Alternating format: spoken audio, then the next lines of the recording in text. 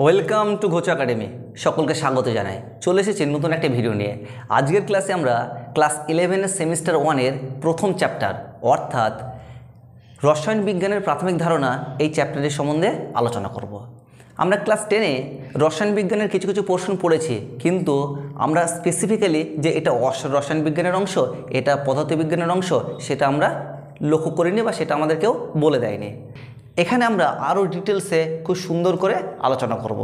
দেখো, আমরা প্রথমেই জেনে নেব যে রসায়ন বিজ্ঞান বা কেমিস্ট্রি জিনিসটা কী। দেখো, রসায়ন বিজ্ঞান বা কেমিস্ট্রি হচ্ছে কোনো রাসায়নিক পদার্থ নিয়ে আলোচনা করা। কোনো রাসায়নিক পদার্থ নিয়ে আলোচনা করাকে বলা হয় রসায়নবিদ্যা বা কেমিস্ট্রি। এখন স্যার এই আলোচনাটা কেমন ধরনের আলোচনা হবে? এই আলোচনাটা হবে প্রয়োজনীয় আলোচনা, অপ্রয়োজনীয় আলোচনা নয়, প্রয়োজনীয় আলোচনা। অর্থাৎ ধরো যে রাসায়নিক পদার্থ নিয়ে আলোচনা করব, সেই পদার্থের উৎস বা উৎপত্তি কোথা থেকে বা কীভাবে উৎপত্তি হয়েছে, তার ব্যবহার কী, সেটাকে আমরা কী কাজে ব্যবহার করি, তার গঠনটা কেমন, সে কেমন দেখতে, তার স্যার রাসায়নিক প্রকৃতি কেমন, অর্থাৎ সেটা অ্যাসিড হবে না ক্ষার হবে না লবণ হবে, তার পিএইচ কত হবে, এইসব নিয়ে আলোচনা। স্যার সেটা কী কী বিক্রিয়া করে, অর্থাৎ রাসায়নিক বিক্রিয়া সমূহ। তাহলে আমরা সংক্ষেপে বলতে পারি যে কেমিস্ট্রি মানে হচ্ছে কোনো রাসায়নিক পদার্থ নিয়ে আলোচনা। ঠিক আছে, আলোচনাটা কেমন ধরনের, তার উৎস কিভাবে বা উৎপত্তি কীভাবে হয়েছে, তার ব্যবহার কী, তার রাসায়নিক প্রকৃতি কেমন, তার রাসায়নিক বিক্রিয়াসমূহ কেমন, সেটা কেমন দেখতে, তার স্ট্রাকচারটা কেমন, এইসব নিয়ে আলোচনা। উদাহরণস্বরূপ যদি আমি দেখি, দেখো NaClকে আমরা রক সল্ট বা খাদ্য লবণ নামে চিনি। এখন NaCl এ কী কী পরমাণু আছে? Na একটি পরমাণু আছে, Cl একটি পরমাণু আছে, অর্থাৎ NaCl Na আর Cl দ্বারা গঠিত হয়েছে। স্যার গঠনটা কেন করবে সেটা প্রথম আমাদের জানতে হবে। Na পরমাণু Cl পরমাণু কেন NaCl গঠন করলো সেটা আমাদের আগে জানতে হবে। দেখো, পৃথিবীতে টোটাল 118টি মৌল আছে। কতগুলি মৌল আছে? 118টি মৌল আছে। এই 118টি মৌলের মধ্যে কিছু মৌল আছে যারা ভদ্র সভ্য। কেন ভদ্র সভ্য বলছি? কারণ তারা হচ্ছে স্থায়ী ইলেকট্রন বিন্যাসের অধিকারী। তার মানে সেই মৌলগুলির ইলেকট্রন বিন্যাস হচ্ছে স্থায়ী। কারা তারা? তারা হচ্ছে নোবেল গ্যাস বা নিষ্ক্রিয় গ্যাস। নোবেল গ্যাস বা নিষ্ক্রিয় গ্যাস। যাদের নোবেল গ্যাস বা নিষ্ক্রিয় গ্যাস সম্বন্ধে ধারণা নেই তাদের জন্য লিখে রেখেছি। দেখো, এই যে 2 নম্বর হিলিয়াম, 10 নম্বর নিয়ন, 18 নম্বর আর্গন, 36 নম্বর ক্রিপ্টন, এরা সবাই হচ্ছে কি ইনার্ট গ্যাস বা নিষ্ক্রিয় গ্যাস। কেন? কারণ এদের যে ইলেকট্রন বিন্যাস সেটা হচ্ছে স্থায়ী ইলেকট্রন বিন্যাস। বুঝেছো? আর বাকি যে মৌলগুলি আছে তাদেরকে বলা হয় অসভ্য বা অভদ্র মৌল, এটা আমার ভাষায়। কেন? কারণ এরা হচ্ছে অস্থায়ী। তাহলে আমরা বুঝলাম যে নোবেল গ্যাসের ইলেকট্রন বিন্যাস হচ্ছে স্থায়ী আর বাকি মৌলগুলির ইলেকট্রন বিন্যাস অস্থায়ী। এখন স্যার সোডিয়াম নোবেল গ্যাস নয়, ক্লোরিনও নোবেল গ্যাস নয়, তাহলে এরা কি করবে? এরা নিকটতম নিষ্ক্রিয় গ্যাসের গঠন কাঠামো পাওয়ার জন্য এক বা একাধিক ইলেকট্রন ত্যাগ করবে। ঠিক আছে, নিকটতম নিষ্ক্রিয় গ্যাসের গঠন কাঠামো পেতে চাইবে, তার জন্য কি করবে? এক বা একাধিক ইলেকট্রন ত্যাগ করবে। দেখো এবার সোডিয়াম কত নম্বর মৌল? 11 নম্বর মৌল। স্যার সোডিয়াম 11 নম্বর মৌল, এর নিকটতম নিষ্ক্রিয় গ্যাস কত? 10 আছে। 10 আছে আর কত আছে? 18 আছে। 10 আছে আর 18 আছে। তাহলে হয় একটি ইলেকট্রন ত্যাগ করে 10-এ যাবে, কিংবা 60টি ইলেকট্রন গ্রহণ করে 18-এ যাবে। বুঝতে পেরেছ? এরপরে দেখো ক্লোরিন কত নম্বর স্যার? 17 নম্বর। তাহলে এখন ক্লোরিনের নিকটতম নিষ্ক্রিয় গ্যাস কোনটি? দেখো, ক্লোরিনের নিকটতম নিষ্ক্রিয় গ্যাস 10 নম্বরে নিয়ন আছে আর 18 নম্বরে কি আছে? আর্গন আছে। তাহলে ক্লোরিন কি করবে? হয় 60টি ইলেকট্রন ত্যাগ করে 10-এ যাবে, কিংবা একটি ইলেকট্রন গ্রহণ করে 18-এ যাবে। এবার কোনটা করা সুবিধাজনক? এর ক্ষেত্রে 60টি ত্যাগ করে 10-এ যাওয়া সুবিধাজনক না একটি গ্রহণ করে 18-এ যাওয়া সুবিধাজনক? এক্ষেত্রে মাথায় রাখবে যে একটি ইলেকট্রন গ্রহণ করার জন্য বা ত্যাগ করার জন্য সমপরিমাণ শক্তি নষ্ট হয়। একটি ইলেকট্রন গ্রহণ করার জন্য বা ত্যাগ করার জন্য সমপরিমাণ শক্তি নষ্ট হয়। অর্থাৎ যদি ক্লোরিন যদি একটি ইলেকট্রন গ্রহণ করে 18 নম্বরে যায়, তাহলে যে পরিমাণ শক্তি নষ্ট হবে, যদি 60টি ইলেকট্রন ত্যাগ করার মাধ্যমে 10 নম্বরে যায়, তাহলে তার 7 গুণ শক্তি নষ্ট হবে। এবার বলো, নর্মাল সেন্স কেউ কি চাইবে যে অতিরিক্ত শক্তি নষ্ট করব? না, না আমি চাইবো না তুমি চাইবে, কেউই চাইবে না যে এক্সট্রা শক্তি আবার নষ্ট করব। যদি কোনো জিনিস 10 টাকা পেয়ে যায়, সেই জিনিসের জন্য আমি কি 30 টাকা পে করব? নিশ্চয়ই পে করবে না। তাহলে এটাও তাই। কি হবে? তার জন্য কী করা হয়? সবসময় কম সংখ্যক ইলেকট্রন গ্রহণ বা ত্যাগ করার মাধ্যমে নিকটতম নিষ্ক্রিয় গ্যাসের গঠন কাঠামো পেতে চাইবে। তাহলে ব্যাপারটা কি ঘটলো? সোডিয়াম 11 নম্বর, এর নিকটতম নিষ্ক্রিয় গ্যাস 10-এ যাবে একটি ইলেকট্রন ত্যাগের মাধ্যমে। একটা ইলেকট্রন ত্যাগ করলে কি হয়? Na+ আয়ন তৈরি হলো, Na+ আয়ন তৈরি করলো। আর স্যার ক্লোরিন কী করবে, এর ত্যাগ করা ইলেকট্রন গ্রহণ করে 18 নম্বর আর্গনের ইলেকট্রন বিন্যাসটা লাভ করবে, মানে কি Cl মাইনাস তৈরি করবে। এখন এই যে Na প্লাস আর Cl মাইনাস, Na প্লাস আর Cl মাইনাস, যেহেতু এরা দুজন হচ্ছে তড়িৎ আধান, এটা আধান, এই দুটো আধানের মধ্যে যে আকর্ষণ বল তাকে বলা হয় কি কুলম্বীয় আকর্ষণ বল। কি বলা হয়? কুলম্বীয় আকর্ষণ বল বা স্থির তাড়িতিক আকর্ষণ বল। তাহলে এই Na প্লাস ও Cl মাইনাস কুলম্বীয় আকর্ষণ বল বা স্থির তাড়িতিক আকর্ষণ বলের মাধ্যমে পরস্পর যুক্ত হয়ে NaCl যৌগ তৈরি করবে। কি তৈরি করবে? NaCl যৌগ তৈরি করবে, NaCl যৌগ তৈরি করবে। তাহলে কিভাবে উৎপত্তি হলো NaCl এর সেটা আমরা বুঝলাম, বুঝেছ? সেটা বুঝলাম স্যার। এটা তাহলে হলো উৎপত্তি বা উৎসটা হলো। এরপরে কী হবে স্যার? ব্যবহার। আমরা সবাই জানি NaCl কী করি আমরা? খাদ্য লবণ, তো লবণ খাওয়ার কাজে ব্যবহার করা হয়, বুঝেছ? এরপরে দেখো রাসায়নিক প্রকৃতি, রাসায়নিক প্রকৃতিটা বলি। রাসায়নিক প্রকৃতি মানে কি? NaCl যেহেতু দুটি আয়নের দ্বারা তৈরি হয়েছে, দুটি আয়নের দ্বারা তৈরি হয়েছে, তাই এটা একটি আয়নীয় যৌগ। এবং এটা কি প্রকৃতির? অ্যাসিড, ক্ষার না লবণ? এটা হচ্ছে লবণ। কেন স্যার লবণ? কারণ এর pH কত? pH হচ্ছে 7, pH 7 বলে এটা হচ্ছে পশম। এবং এটা কি ধরন? এটা ধরন কি? এটা হচ্ছে লবণ। pH যদি <7 হয় তখন কি হয়? অ্যাসিড হয়। pH যখন <7 হয় তখন বেস হয়। আপাতত এই pH টার্মগুলো মনে রাখো, পরে আরও এক্সপ্লেনেশন আসবে। তাহলে কি বললাম? pH যেহেতু 7, তার মানে NaCl একটি প্রশম, এবং এটি কি? এটা একটি লবণ। pH <7 হলে সেটা অ্যাসিড হয়, pH <7 হলে সেটা ক্ষার হয়। বোঝা গিয়েছে? তাহলে আমরা কি দেখলাম এখানে? যে কেমিস্ট্রি মানে কি? কোনো একটি রাসায়নিক পদার্থের আলোচনা, সেটা কিভাবে তৈরি হয়েছে, সেটার ব্যবহার কি, সেটার হচ্ছে প্রকৃতি কীরকম, এবং সেটার হচ্ছে গঠনটা।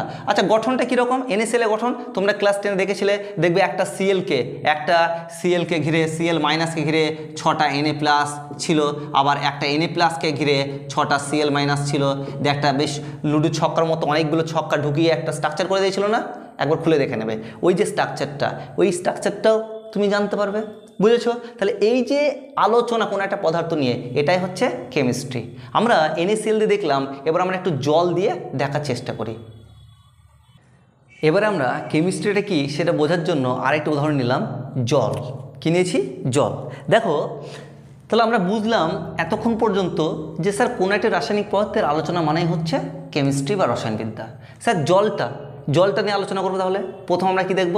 যে জলটার উৎপত্তি কিভাবে হয়েছে, উৎপত্তি বা উৎস কিভাবে হয়েছে। দেখো উৎপত্তি কিভাবে হয়েছে। এই জলটা দুটি হাইড্রোজেন এবং একটি অক্সিজেন দ্বারা তৈরি হয়েছে, দুটি হাইড্রোজেন পরমাণু একটি অক্সিজেন পরমাণু দ্বারা তৈরি হয়েছে। সেম জিনিস স্যার কেন করবে? নিকটতম নিঃসরণীয় গ্যাসের গঠন কাঠামো পাওয়ার জন্য হয় একটা ইলেকট্রন ত্যাগ করবে, একটা ইলেকট্রন গ্রহণ করবে, দিয়ে ক্যাটায়ন অ্যানায়ন তৈরি করবে, তারা পরস্পর কুলম্বীয় আকর্ষণ বল বা স্থির তাড়িতিক আকর্ষণ বলের মাধ্যমে যুক্ত হয়ে তড়িৎযোজী যৌগ তৈরি করবে। সেক্ষেত্রে কি হয়? একটা পরমাণুকে ধাতু হতে হয়, একটা পরমাণুকে অধাতু হতে হয়। ঠিক আছে? ধাতু অধাতু হলে আয়নীয় যৌগ তৈরি করা হয়। কিন্তু স্যার জলের ক্ষেত্রে দেখতে পাচ্ছি হাইড্রোজেন এবং অক্সিজেন দুটোই হচ্ছে অধাতু। স্যার অধাতুর ক্ষেত্রে কি স্যার ইলেকট্রন গ্রহণ ইলেকট্রন ত্যাগ এটা হয় না? এটা হয় না। এক্ষেত্রে ইলেকট্রন গ্রহণ, একজন ইলেকট্রন ত্যাগ করবে, একজন ইলেকট্রন গ্রহণ করবে, এটা পসিবল হয় না। এক্ষেত্রে কি হয়? এক্ষেত্রে তোমার হবে দুজন ইলেকট্রন দিয়ে সমভাবে ব্যবহার করে, দুজন ইলেকট্রন দিয়ে সমভাবে ব্যবহারের মাধ্যমে সমযোজী বন্ধন তৈরি করবে, এবং যৌগটা কি হবে? সমযোজী যৌগ হবে। জিনিসটা একটু ভালো করে ক্ল্যারিফাই করে দিই। দেখো, ধরে নাও আমি একটা বিজনেস করব। বিজনেস করার জন্য 2 লাখ টাকা প্রয়োজন। তার ক্যাপিটাল বা মূলধন কত দরকার? 2 লাখ টাকা। এখন আমার কাছে আছে 1 লাখ টাকা। তোমারও একটা বিজনেস করবে তুমি, তোমারও 2 লাখ টাকা দরকার। তোমার কাছে আছে কত? 1 লাখ টাকা। এখন আমি একা বিজনেস করতে পারছি না, তুমিও একা বিজনেস করতে পারছো না। তাহলে উপায়টা কি? উপায়টা এটাই, তুমি আমাকে বললে যে স্যার আপনি এক কাজ করুন, আমার 1 লাখ টাকা নিন, আপনার 1 লাখ টাকা দিন, দিয়ে দুজন 2 লাখ টাকা দিয়ে একটা বিজনেস শুরু করি। যে লভ্যাংশ হবে সে লভ্যাংশ আপনার আমি হাফ হাফ করে নিয়ে নেবো। বুঝতে পেরেছ? এটাই তো হয় বাস্তবে। এক্ষেত্রেও তাই বলছে। অক্সিজেন বলছে আমি ইলেকট্রন ত্যাগ করতে পারছি না, হাইড্রোজেন বলছে আমি ইলেকট্রন ত্যাগ করতে পারছি না। তাহলে কি করব? তুমি একটা দাও, আমি একটা দাও। তাহলে অক্সিজেন একটা দিল, হাইড্রোজেন একটা দিল, দিয়ে একটা ইলেকট্রন জোড় তৈরি করলো। ইলেকট্রন জোড় কেন বলা হচ্ছে? কারণ দেখো দুটো ইলেকট্রন হচ্ছে, তাই ইলেকট্রন জোড় তৈরি করলো।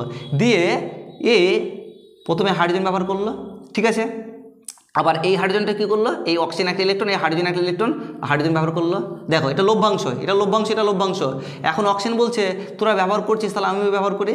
দিয়ে অক্সিজেন আবার কী করলো? এই 4টে ইলেকট্রনই নিয়ে নিল। তাহলে দেখো তো অক্সিজেনের বাইরের কক্ষে কতগুলি ইলেকট্রন হলো, অক্সিজেনের বাইরের কক্ষে কতগুলি ইলেকট্রন হচ্ছে 2 4 6 8, কটি ইলেকট্রন হচ্ছে 8টি ইলেকট্রন। হাইড্রোজেনের বাইরের কক্ষে কটি ইলেকট্রন হচ্ছে, বাইরের কক্ষে 2টি ইলেকট্রন হচ্ছে। এই হাইড্রোজেনের বাইরের কক্ষে কটি ইলেকট্রন হচ্ছে, 2টি ইলেকট্রন হচ্ছে। এবং এই যে একটি ইলেকট্রন এর মাধ্যমে একটি বন্ধন তৈরি করলো, এই দেখো বন্ধনটা আমি দেখিয়েছি। এই ইলেকট্রন আর এই ইলেকট্রন একটি বন্ধন তৈরি করেছে, এই বন্ধনটা আমরা দেখিয়েছি। স্যার বাকি দুটি ইলেকট্রন, এই যে দুটো ইলেকট্রন আছে, এই দুটো ইলেকট্রন এরা তো স্যার বন্ধন অংশগ্রহণ করেনি। হ্যাঁ, এটা বন্ধন অংশগ্রহণ করেনি। তাহলে বন্ধনে যদি অংশগ্রহণ না করে সেই ইলেকট্রনটা জোরভাবে থাকে কিন্তু বন্ধনে অংশগ্রহণ করে না, তাই তাদের বলা হয় নিঃসঙ্গ ইলেকট্রন জোড়। কি বলা হয়? নিঃসঙ্গ ইলেকট্রন জোড়। বুঝতে পেরেছ? তাহলে স্যার কি হলো যে যখন আমরা প্রথমে NaCl নিলাম সেখানে দেখলাম ধাতু আর অধাতু আছে বলে আয়নীয় যৌগ তৈরি করলো। সেক্ষেত্রে একজন ইলেকট্রন ত্যাগ করবে, একজন ইলেকট্রন গ্রহণ করবে এবং তারা পরস্পর স্থির তাড়িতিক আকর্ষণ বলের মাধ্যমে যুক্ত হয়ে NaCl যৌগ তৈরি করলো। কিন্তু স্যার জলের ক্ষেত্রে এরকম হলো না কেন? কারণ এরা দুজনেই অধাতু। এক্ষেত্রে উপায়টা কি?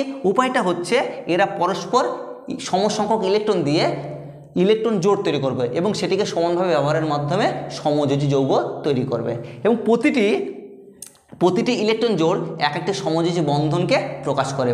প্রতিটি ইলেকট্রন জোড় এক একটি সমযোজী বন্ধনকে প্রকাশ করে। এই একটি ইলেকট্রন জোড় সমযোজী বন্ধন, এই একটি ইলেকট্রন জোড় সমযোজী বন্ধন।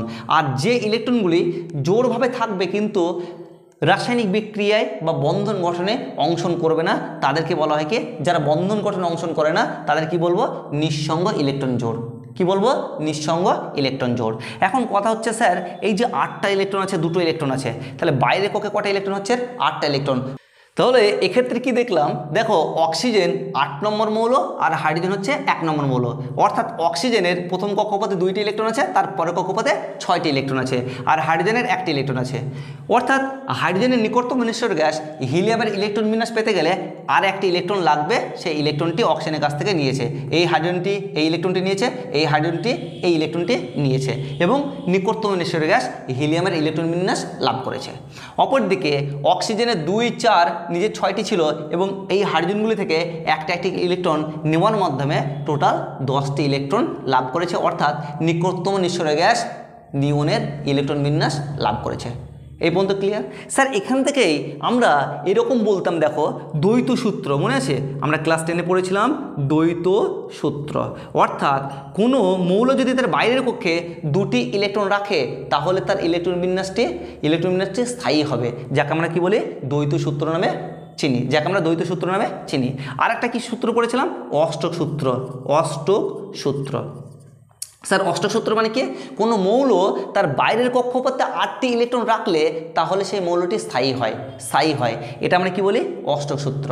অর্থাৎ আজ থেকে আমরা জেনে যাব তাহলে এইভাবে নিকটতম নিঃসরণ গ্যাসের গঠন কাঠামো পাওয়ার জন্য এই কথাটা না বলবো যে কোনো মৌল যদি তার বাইরের কক্ষপথে 2টি ইলেকট্রন রাখে কিংবা তার বাইরের কক্ষপথে 8টি ইলেকট্রন রাখে তাহলে সেটি স্থায়ী হবে।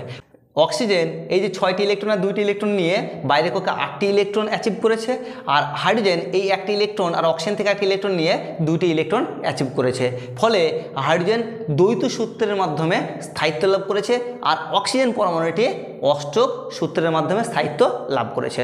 বুঝতে পেরেছ? এখন দেখো আমরা জলটা প্রস্তুত কিভাবে করা যায় সেটা আমরা জানি। কীরকমভাবে? দেখো জলটাকে আমরা যদি বলি এই যে জল H2 প্রাসে কী লিখেছি?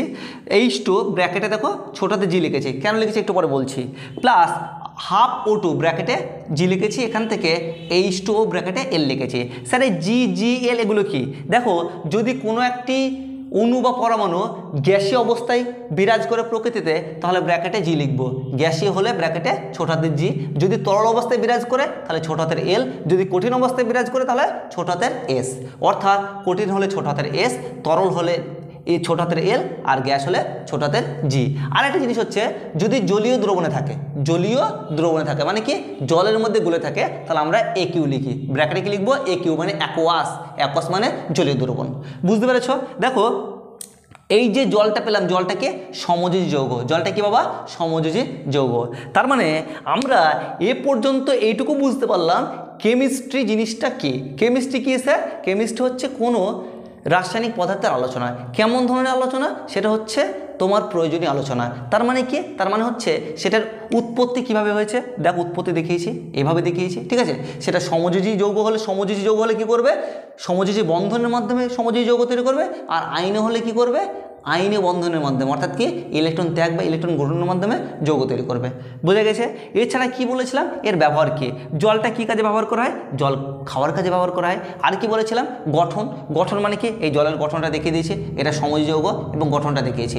এর রাসায়নিক প্রকৃতি, জলটাকে আমরা সবাই ছোটবেলা থেকে দেখে জেনে আসছি, জল হচ্ছে উভধর্মী অক্সাইড। কি বলা হয়? উভধর্মী অক্সাইড। অর্থাৎ জল অ্যাসিড হিসেবেও কাজ করে, আবার ক্ষার হিসেবেও কাজ করে। অ্যাসিড হিসেবেও কাজ করে, আবার ক্ষার হিসেবেও কাজ করে। এটার প্রকৃতি কেমন হবে? এটা প্রশম প্রকৃতির। কী প্রকৃতির? প্রশম প্রকৃতির। পিএইচ কত? পিএইচ হচ্ছে 7। যেহেতু বর্ডার লাইন আছে সেই কারণে কখনো অ্যাসিড হিসেবে কাজ করে, কখনো ক্ষার হিসাবে কাজ করে। বুঝতে পেরেছ? এবার আমরা এই যে আলোচনা করলাম কেমিস্ট্রি, এই কেমিস্ট্রিটাকে অনেক কয় ভাগে ভাগ করা যায়, কিন্তু আমি মোটামুটি 3টে ভাগে ভাগ করব। সেই ভাগগুলো চলো একটু জেনে নেওয়ার চেষ্টা করি।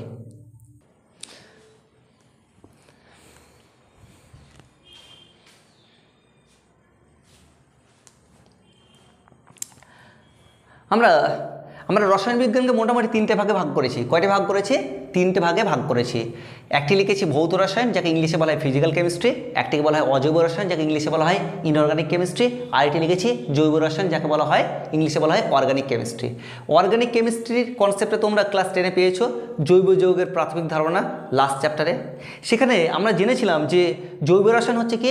জৈব যৌগের যেখানে আলোচনা করা হয়, জৈব যৌগের আলোচনা করলে সেটাকে বলবো জৈব রসায়ন। এখন তো প্রশ্ন আসতে পারে মনে যে জৈব যৌগ জিনিসটা কি? জৈব যৌগ হচ্ছে যে যৌগের মধ্যে কার্বন এবং হাইড্রোজেন থাকবে, ঠিক আছে। কার্বন এবং হাইড্রোজেন দ্বারা গঠিত যৌগ, তাকে বলা হয় জৈব যৌগ।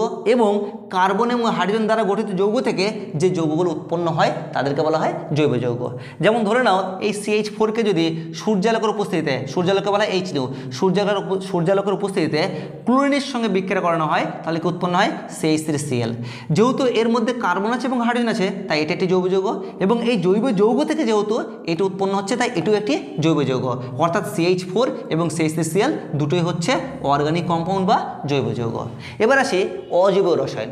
অজৈব রসায়ন কি স্যার? অজৈব রসায়ন হচ্ছে এই জৈব যৌগ বাদ দিয়ে অন্যান্য যে যৌগগুলো আছে, যেমন আমরা ক্লাস 10-এর দিকে পড়েছিলাম HCl এর প্রিপারেশান, HNO3 এর প্রিপারেশান, H2SO4 এর প্রিপারেশান এবং এদের বিক্রিয়াগুলি। তাহলে এদের মধ্যে তো কার্বন নেই, তাহলে এরাও তো যৌগ, কিন্তু এরা হচ্ছে অজৈব যৌগ। অজৈব যৌগ। তাহলে অজৈব যৌগ এবং 118টি মৌলের ইন্ডিভিজুয়াল আলোচনা যেখানে করা হবে তাকে বলা হয় অজৈব রসায়ন। কি বলা হয়? অজৈব রসায়ন। অর্থাৎ কার্বনের ইন্ডিভিজুয়াল আলোচনা যদি করা হয় সেটা বলবো কি? অজৈব রসায়ন। আর কার্বনের কম্পাউন্ডগুলি নিয়ে যখন আলোচনা করা হবে তখন বলা হবে কি? জৈব রসায়ন। বুঝে গেছে স্যার? বাকি থাকলো ভৌত রসায়ন। এই জিনিসটা কি? দেখো তোমরা ক্লাস 10-এ পড়েছিলে রাসায়নিক গণনা। কি পড়েছিলে? রাসায়নিক গণনা। রাসায়নিক গণনা, ওখানে দেখবে ক্যালসিয়াম কার্বনেটকে উত্তপ্ত করেছিলে, দিয়ে ক্যালসিয়াম অক্সাইড ও কার্বন ডাইঅক্সাইড তৈরি হয়েছিল। দিয়ে বলা ছিল যে যদি 100 গ্রাম ক্যালসিয়াম কার্বনেটকে উত্তপ্ত করলে কত গ্রাম কার্বন ডাইঅক্সাইড উৎপন্ন হবে, এইসব বলা ছিল না? ওখানে কি করেছিলে?